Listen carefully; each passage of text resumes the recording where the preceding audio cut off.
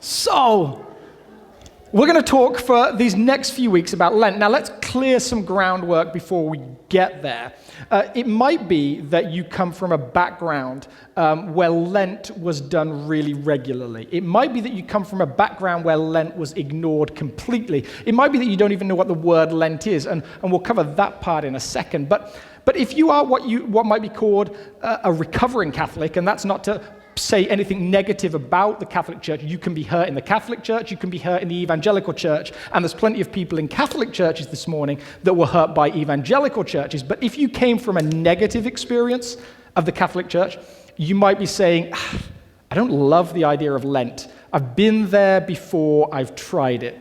Well, there's nothing bad about Lent itself. You had a bad experience with a church, that's fine. Again, you can have a bad experience of any church or any religious background. But we're going to walk through this practice of Lent in a slightly different way. What I hope for you is this: if you've had a bad experience, that this is somewhat healing.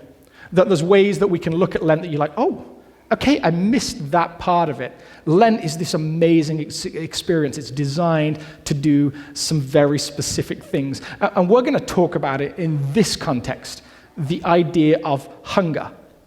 Because hunger is this visceral feeling of I know what hunger feels like. Every single one of you at some point has experienced hunger. Now, whether you've experienced it quite as much as you think is up for debate. Of course, all of us who've had children at some point have had that conversation where our kids have said, I'm literally starving. And you've said, you're literally not starving. You don't know what feeling hungry is. And every one of us has thrown that line back to them of, there's children in Africa that would love the food that you have now, and it's never worked. They've never eaten it. I used to say to my parents, well, send it to them then. If they want it, they can have it. I don't want it. But there's this sense of we know what hunger feels like. I have some family in town. They traveled a long way to be here. We're very grateful. It's super exciting to have a house full of 12 people. It's not a big house, so everyone gets woken up at the same time and stuff, but it's great to have them here. And I was driving to pick them up, and I had that experience of, I saw a Chick-fil-A sign. I love Chick-fil-A. We don't have it right here. I'm like, I'm going to get some Chick-fil-A, and I missed the exit through some distraction. And then I looked up on my phone, while pulled over to the side of the road, of course, I wouldn't do it while driving, and found that the next Chick-fil-A was now 58 minutes away.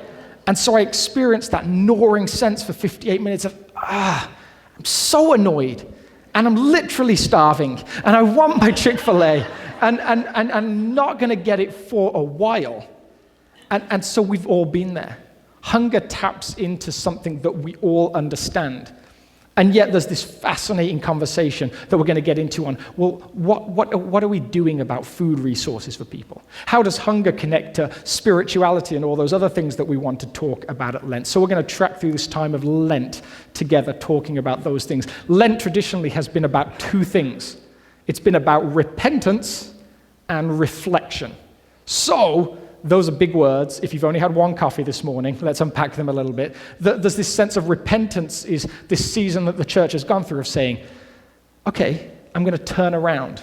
I'm going to change my mind over some stuff. There's ways that maybe I haven't lived the way that I wanted to, or maybe the way that God has wanted me to. So there's that aspect of Lent, but then there's also the reflection aspect as well. Because the truth is, life moves really fast. Life has this sense of it goes, there's always something coming. And sometimes it takes something to stop us. Now that can be an event where we have oh my goodness, I didn't see that coming. That hit me like a thunderbolt, and that forces us to stop. It could be a sickness, it could be a relationship drama, it could be anything. But you can also do it intentionally as well. And Lent is that practice of saying, I am going to try and notice things. I'm going to try and notice things. Perhaps some of you have been interviewed by the police for a crime. Not one that you committed, maybe. Or maybe it was. No judgment here. It's in the past. But there's this sense of if you've been interviewed as a witness to something, maybe it was a car accident, you might have had that experience of saying, I'm a little embarrassed, but I don't actually remember very much. They may say, well, what color was the car? And you say, it's gone. I can't actually think. They may ask you what someone was wearing. I don't know. They may ask you to spot someone in a lineup, and the answer is, I couldn't tell you whether it was person 1, 2, 3, 4, or 5. We are distracted, messy people. And often, if we're honest, we just don't notice what's going on around us. We just don't notice. Lent is this practice of saying, do you know what I'm going to do? I'm going to slow down intentionally. I'm going to try and notice the things that are happening around me. I'm going to try and look for signs of God in the world around me. I'm going to try and experience him in my everyday, ordinary life. That's what we do at Lent, and it's this wonderful season. As we build up to Easter, which is the high point, Resurrection Sunday, this moment in our church story where we're like, this is the day in a particular way we remember that Jesus was dead, and now he's alive. And Lent just makes that so much better. It's that, boom, we're ready. So we're going to do that. We're going to talk about hunger. So where to start? We are going to start with this idea that Lent is based on something that Jesus did. In 3 of the 4 stories about Jesus, so if you're new to church, there's these 4 books in the Bible, Matthew, Mark, Luke, and John. Names may be familiar, but they essentially work as biographies of Jesus' lives. We call them Gospels. In 3 of the 4 of them, Jesus does this thing where he goes out into the wilderness and he spends 40 days not eating, just drinking water. Now, 40 days is about as long as your body can go without food before you suddenly start to get to the point of like, I can't recover from this. Literally after 40 days, your body starts to shut down. The recovery becomes almost impossible. 40 days is pushing your body to the max. I had a friend who did a 40-day fast, and taking a short walk at the end of 40 days, he was fainting, he was falling apart, he was at that point where his body was like, But he said to me, at the same time, 40 days in, he said, some of the experiences I had of God were just beyond anything that I could imagine. The church has seen fasting as this sense of you deny yourself the physical stuff to gain on some side the spiritual stuff. And this is what Jesus does. He goes into the wilderness, and it says that he spent this time. We can read the passage together. Next slide. Then Jesus was led by the Spirit into the wilderness to be tempted by the devil. After fasting 40 days and 40 nights, he was hungry. The tempter came to him and said, if you are the Son of God, tell these stones to become bread.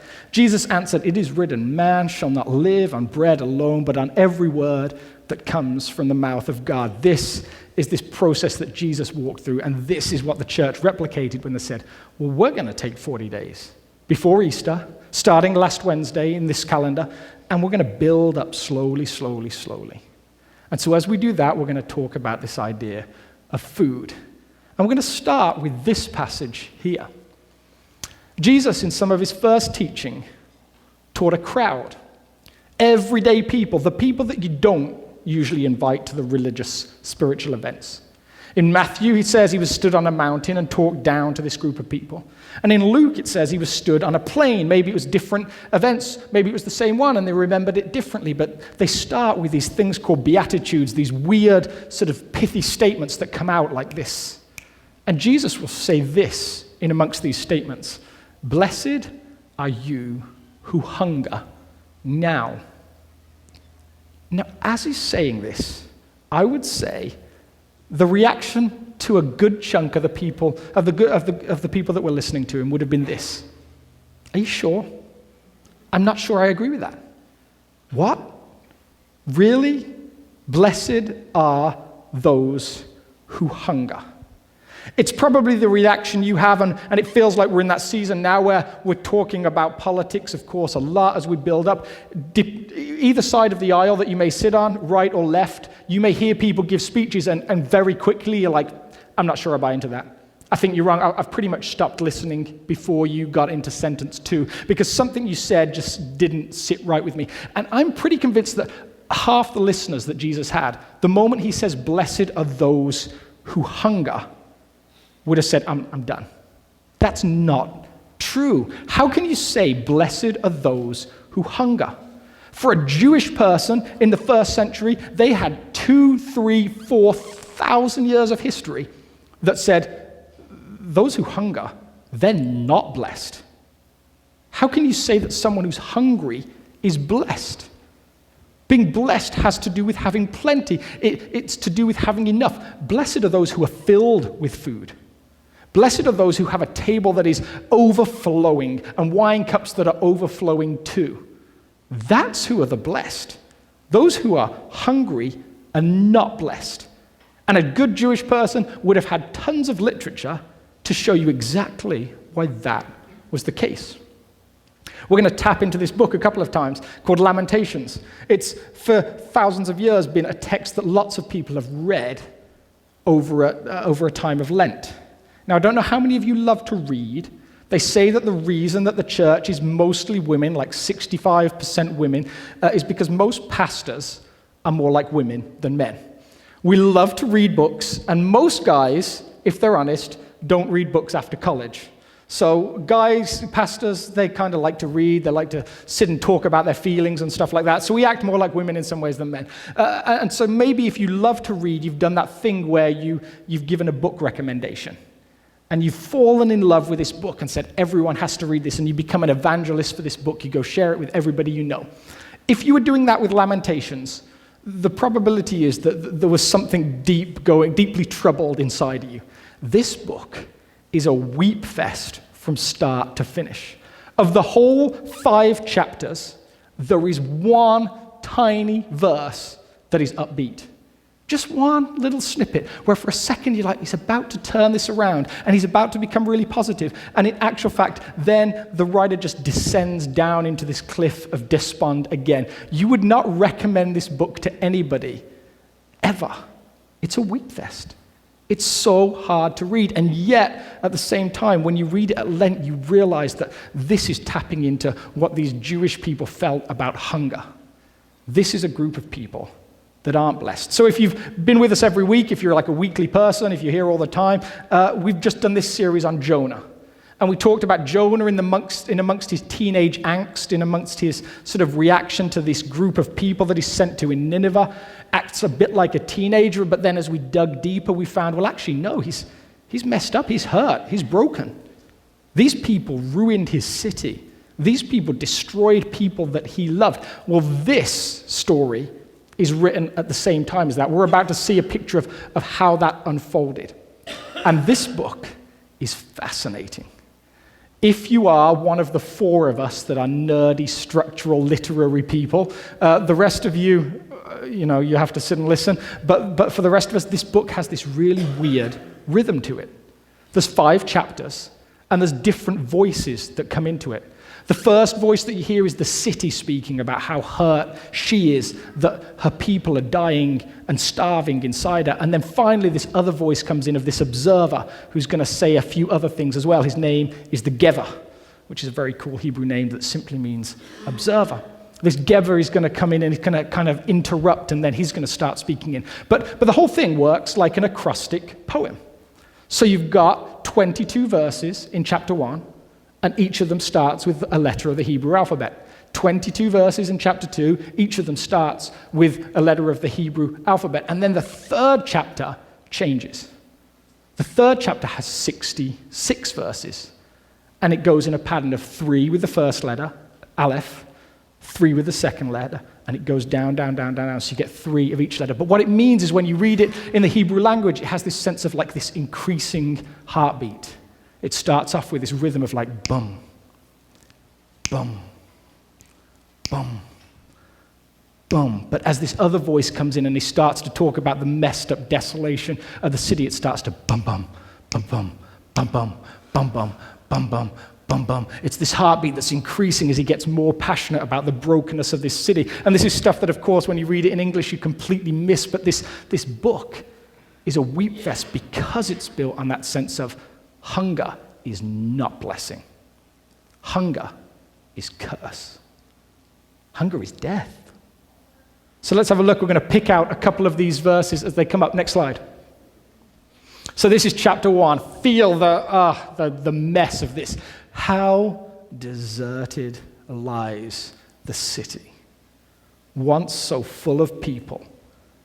How like a widow is she, who once was great among the nations. She who was queen among the provinces has now become a slave. Next one, this is chapter 2. This is the city speaking for herself. My eyes fail from weeping. I am in torment within. My heart is poured out on the ground because my people are destroyed, because children and infants faint in the streets of the city. They say to the mothers, 'Where is bread and wine?' as they faint like wounded in the streets of the city, as their lives ebb away in their mother's arms." Ouch. That's what Lent is. That's hunger. That's that sense of, can you imagine what it is to see a child suffering, your own child, and to not have enough? And this sort of takes this city and it personifies it and says, how does the city feel? The people in it are dying and the city is broken. And then this other voice comes in, this Gever guy kind of interrupts and says this, "I am the man who has seen affliction by the rod of the Lord's wrath. He has driven me away and made me walk in darkness rather than light." This is the whole book, guys. It goes on in this tone for 5 whole chapters of yuck. This is what life feels like when there is no food. To a Jewish person, there's these binary couplets. There is food, there is being filled, there is God's presence, there is good life and blessing over here. And then on the other side, there is hunger, starvation, the absence of God's presence, and curse. And so for this group of people, when there is no food, what they would say is this: we're cursed. God has left us. There is no presence here. And it's interesting because this book, do you know what doesn't happen any time in this book? Almost uniquely for an Old Testament book, not once in this book does God ever say anything. God is gone. He's not there. That's what they're experiencing. So imagine Jesus coming in, wandering into the scene, and saying these words, "Blessed are those who hunger." As he starts that sentence to a Jewish person in that century, no way. The hungry are not blessed. The hungry are cursed. And we've known that always. And so this Jesus comes in and he starts unpacking that. We think of the blessed still today as these people. Next slide. We think of having a table that is full as blessing, don't we, if we're honest? Have you guys been in that situation, as I have probably multiple times? Have you seen someone who seems like they have everything, and then something happens and they lose it? What's your first question?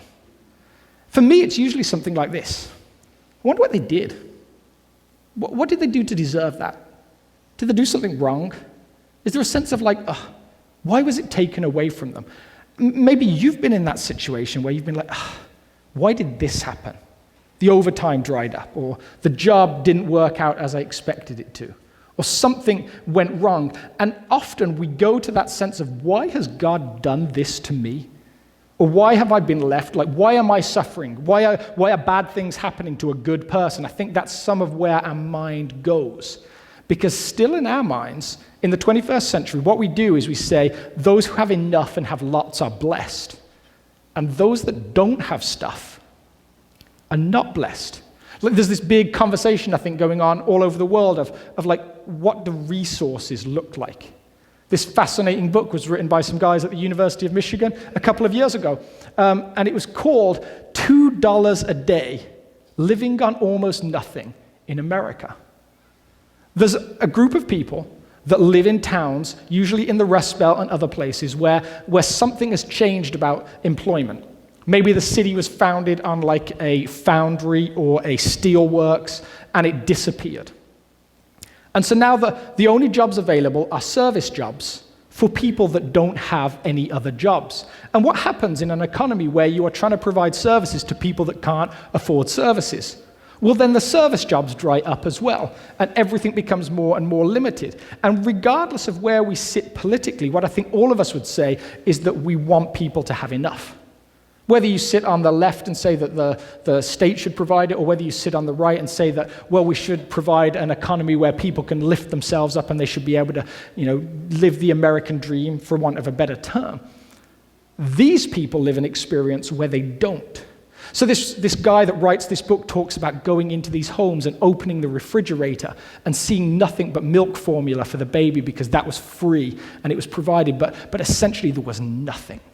And he talks about what these homes feel like as they sit, and there's no furniture, and it's just shacks that are falling down. And he talks about this experience in America of living on almost nothing. And Jesus' statement says this: we get to walk into those homes and say, you are blessed because you're hungry. Even in the 21st century, wouldn't you say that our attitude is actually pretty similar to the people of the first century? Those who have lots are blessed. Those that don't are not. The blessed are the ones with the new car. The blessed are the ones with the nice house. Those people still fit into our binary couplet of blessed, lots of stuff, not blessed, little stuff.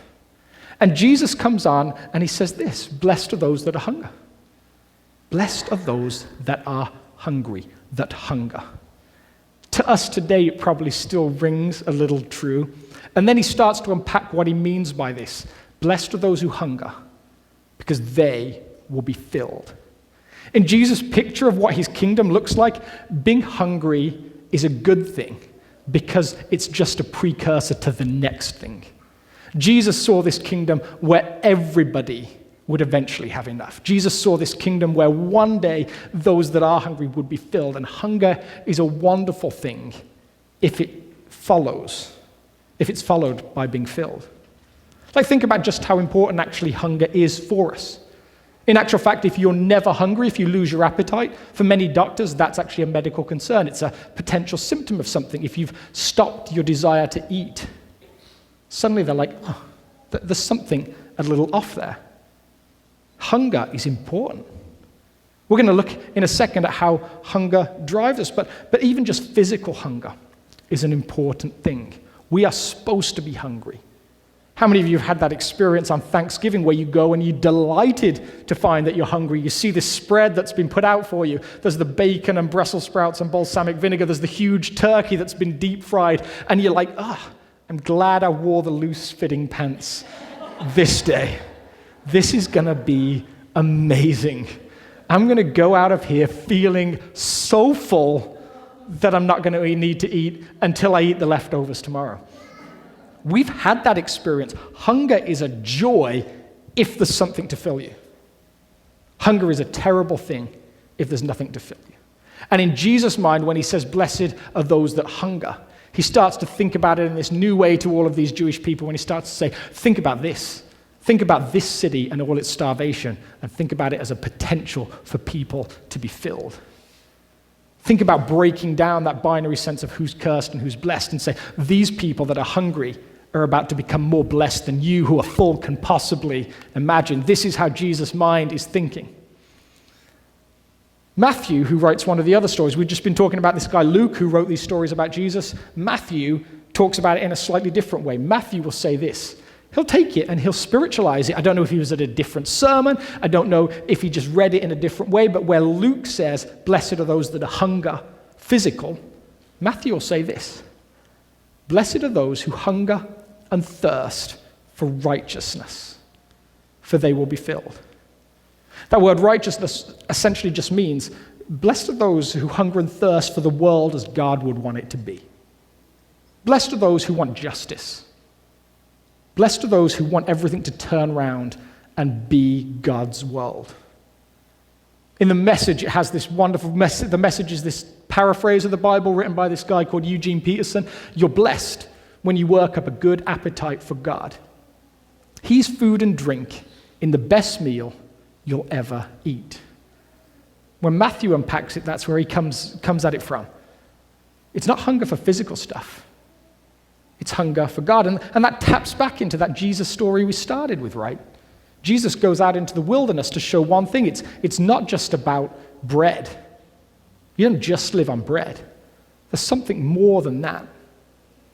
And so the question is, what happens when our hunger and thirst for God, that good appetite that he's talking about there, what happens when it disappears? What happens when it's not there? Like, what does the absence of hunger do? I have this thesis that I'm sort of building in the back of my mind, and it's this. You can learn everything you need to know about spirituality from the Bible and 80s movies.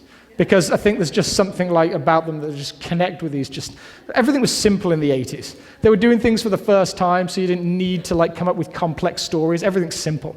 So in the 70s and 80s, we get introduced to this guy. If you're a movie buff, you remember what's Rocky's story? Rocky Balboa. He's this guy that can't fight. He's not good at his chosen profession. He does not box well. I don't think at that point he's ever won a fight. He's just bad, and he just gets chosen by chance to fight the world champion because his name is unusual. He's the Italian stallion. We're going to celebrate that diversity. We're going to give this guy a shot who doesn't deserve a shot. And of course, he goes on and he fights amazingly. He fights to nearly a win and doesn't quite win, kind of gets ripped off. And then in the next movie, the second one, he fights and he does win. But what drives Rocky is this. He's hungry. He's desperate for success. He wants it so badly. He can hit hard, but more importantly, you can hit him as many times as you like, and he just comes back. Just keeps going. But then they have this delightful twist when they get to the third movie where they introduce this guy, America's treasure, Mr. T. This guy he's got like a demeanor where he feels like he'd eat children's souls for breakfast or something like that, but you feel like he's actually like as sweet as a kitten. He's the nicest guy you could possibly meet. And then he comes in, and it's the flip-flop.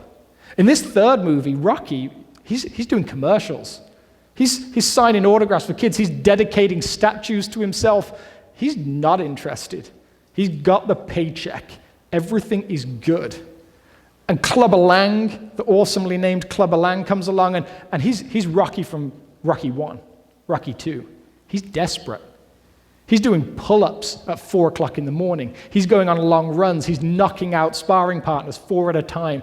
This is who Rocky was. And he's desperate. And they flip-flop the story. Suddenly, Clubber is now Rocky. The hunger is what leads to success. We use this language in actually a ton of stuff. Maybe you've heard the phrase sophomore slump. It was invented in the 60s by an educational theorist who looked at people going to college.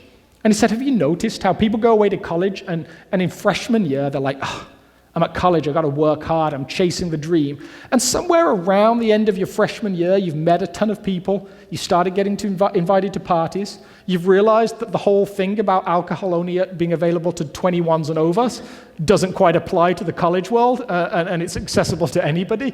And suddenly something happens around that second year. Most people go, okay, I'm going to cruise, I'm going to take a break. I'm going to enjoy myself. College is an experience, not just an education. And they call it the sophomore slump. Grades dip in sophomore year. And that theory has switched to baseball, football. We talk about a great first year and then a not great second year. It applies to music as well. If you love music, you may have come across a band that you discovered early, and they have this album that they've worked on for 20 years. They've shaped it together, and suddenly it hits the big time, and it sells millions of copies. Everybody's buying this album. Your sort of little niche band that no one has heard of has suddenly become big time. And the millions of dollars begin to pour in, and the tour is huge, the merchandise sales are amazing, life is good. And then they try and write a second album. And something happens writing that second album. Because the first album was shaped in that desperation of, we got to make it. We need the record deal. We're working 3 jobs while rehearsing every night and playing these boring, terrible gigs. We're desperate. We're hungry. That first album was shaped in the fire of all that hunger, and it took them ages. And the second album is written while they're picking out carpet for their mansion. The second album is while they're meeting all the girls and guys at parties. The second album is written in the sense of, we did it. We made it. We got the deal. Life is good. When the hunger goes, the production drops in quality as well. What happens when that thing that Jesus talks about in the message, that sense of you're blessed when you've worked up an appetite for God, what happens when it disappears? What happens when the sophomore slump hits, when you're like, I'm good. I said a prayer a while ago. It was something about Jesus, forgive me. What happens when you've done that? And then there's a sense of, what's next? I would suggest that for us as Westerners, we have what you might call a bit of a replacement problem. Because we have so much stuff that we can use almost anything to replace that appetite, that hunger that we're talking about. Now, it doesn't have to be bad stuff. Actually, most of the time, it's easier if it's good stuff, but there's that sense of almost anything can take away that appetite. What happens when our appetite for God has become appetite for almost anything else? It could be work, success in work. It could be buying the next size house or the next size car. It could be sex. It could be any of these things that are all good things, but they actually can become the replacement for the thing that Jesus says we're supposed to be hungry for, if that makes sense. We get to miss the real thing because there's this other thing. Almost everything advertising works to design hunger and or thirst, and I'm going to use those for a second synonymously. Think back to that commercial that we watched at the start, the Dos Equis guy, the most interesting guy alive. What does that commercial tell you? That commercial tells you, and it was designed specifically for young guys, if you drink this beer, you will become like this guy. Now, it's nonsense, right? There is no premise to that whatsoever. He's there. I can't grow a real beard. It looks awful. And he's there with his full beard, and he's still got his hair and everything, and he looks amazing at 60 or whatever he is. He is the dream. He's got facial hair and a full head of hair at 60. That's like some of you guys, you'd kill for that. You'd love it. But the dream that you're told is this. Drink this beer, and you will become like this guy. And do you know what happened when they released this commercial? Their sales went up by 22% that year. That's how naive we are. That's how ridiculous advertising is. It makes you think that you'll be like this guy because you drink the beer. It doesn't say anything about how it tastes. Could taste awful for all you know. Probably does. American beer in general, not great. Macro breweries, not great. That's what the advertising tells you. If you drink this, you'll become like this guy. It creates that hunger, that sense of, I want what he has. Shane Hips, in his book Flickering Pixels, talks about how his job as an advertising rep for Porsche was to create hunger. He would show pictures of the car, and he would get your desire up, and then he would sell you salvation for $150,000 a year at a time. When Mercedes created their top-end car that they were selling for about $400,000, they did two things to sell it to guys. They had a picture spread in the middle of the magazine selling the car, or the brochure for the car. On one side, there was the engine that had cost $500 million to develop. But on the other side, there was something else. They'd come up with a problem developing the car, how to start it. Keys were out of fashion, and someone suggested pushing a start button. And the CEO of Mercedes said, Toyota use push start buttons. We don't use push start buttons, we're Mercedes. So they went and they sort of went through like, what could we do to fix this problem? And one genius engineer came up with a solution. What we'll do is we'll put a little cover over the stop-start button. And when you want to start the car, you flick the cover open and you press the button. And suddenly, you're not starting a car. Suddenly, you're launching a rocket. And when they decided to advertise the car, they sold it on two things. This engine does things that you've never seen done before. And when you start it, you get to flick open a $10 piece of plastic and press a button. And the car sold based on that thing. Advertising is designed to create hunger, create desire, and then to offer us a way to fill it for a certain amount of money. But in a replacement culture, what that means is we, as people, generally use so much of our resources to fill that desire that Jesus would say can only be filled by God. In Luke's version of these Beatitudes, he has these binary couplets. He has this sense of like, blessed are the poor, cursed are the rich. Blessed are the poor, cursed are the rich. Now, is he saying in that we should all try and become poor, we should all give away all our stuff? No, he's not. What he's saying is this. When you are poor or hungry, there is a chance that you get to experience what it is to truly be filled. When you are rich, you may never know how hungry you actually are. You may never know. Lent is this time where we as a community and Christians all over the world intentionally practice that sense of, I'm going to focus on my hunger. I'm going to become aware of that. I'm going to do practices that enable me to become aware of that sense of, I need this God every single day. There is nothing else that will satisfy. That's what we're invited into. So a few things that we're going to practice during Lent to help us do that as a community. During this time, which is next 5 Sundays, we're going to do this table thing, this communion thing, every week.